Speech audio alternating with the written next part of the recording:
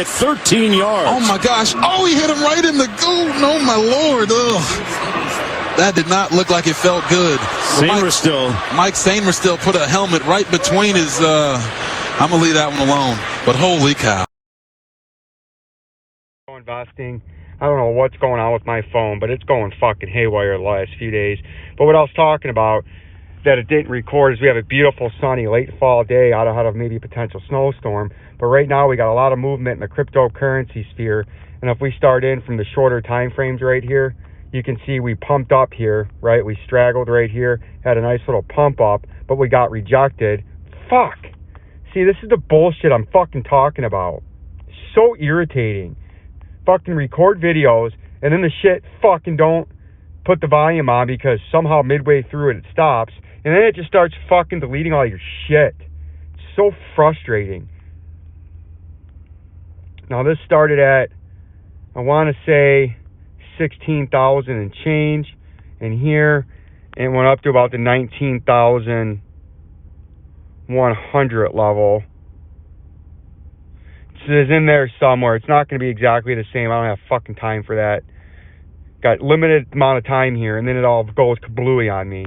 But you can see there, if we zoom back into the 3 hour, and then we even isolate into the 45-minute time frame right here, as we had some volume come up. Jesus fuck. You had some volume come up right here. You see that? It's a nice volume come up right there. But it's trailed back off. And we've had that nice double bottom that we went over this morning with the moving averages moving down.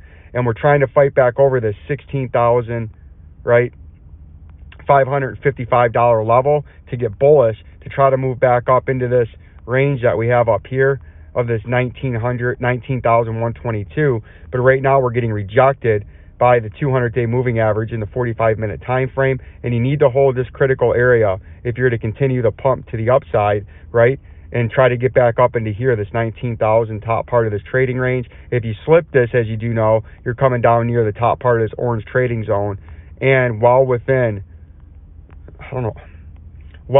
our target, I don't know, see, this shit just all moves and goes way out of the way.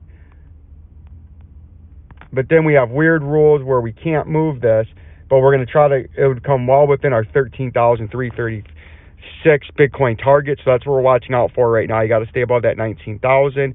And currently you're trying to do so in a fighting fashion. The XRP price, you can see you had a little bit of a pump last night, like what we were talking about yesterday. We were in that area right there, working our way to the downside. We did hold that double bottom right here at the top part of that 32 cents, that red support resistance volume indicator zone in the trading. And as you know, when you're coming from above, it likes us to act as bullish, or the buyers like to be there, and if you breach that, it becomes very bearish. And right now we tried to have another bounce like we did here, but we got rejected by the 37 cents and came back down again. Now we're trying to work back up again, but the volume is still declining. And if we take a look out into the daily time frame to see the volume, you can see ever so slightly the volume was up here, then it trailed off, then it pumped back up here, trailed off, but it stayed higher than this level, and now it's starting to trend back up again. But there's a lot of sell pressure. You had buy pressure here, which is bullish. This volume spike was a lot of sell pressure right there. And even though the volume comes in, if it comes in as sell pressure, that's very bearish, and it'll drive the price down. And that's actually worse than volume not being there. If the volume that comes in is sell pressure, that is not what you're looking for. But that's currently what we're looking at on that 32 cents. And it's trying to get back above the 37 and flip it back to support. But right now it's currently resistance, like it was all back here. You can see resistance spot number 1, right? Resistant cluster number 2. And this is where it flipped from support, and then right here it flipped it to resistance, right? And then as we went back here, it circulated. What's going on there? I'm not exactly sure where I left off. I got a phone call from work.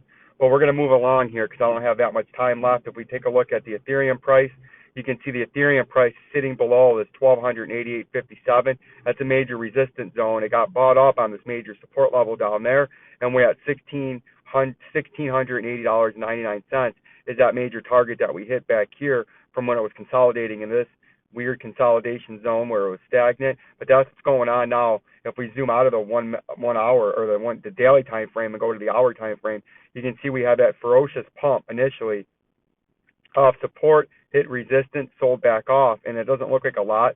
But if you're trying to day trade this and you bought up there, that's a 10% to 12% dump from bottom to top, or from top to bottom. That's enough to liquidate you if you're using leverage. And now you're starting to return rally back up, running into that upper resistance, and the moving average are going to act as resistance, and you would have to fire over these with a big spike in volume like that. But this is sell volume, that's why it dumped. You need something like that to come in over here, but it'd be green for buy volume to bring the price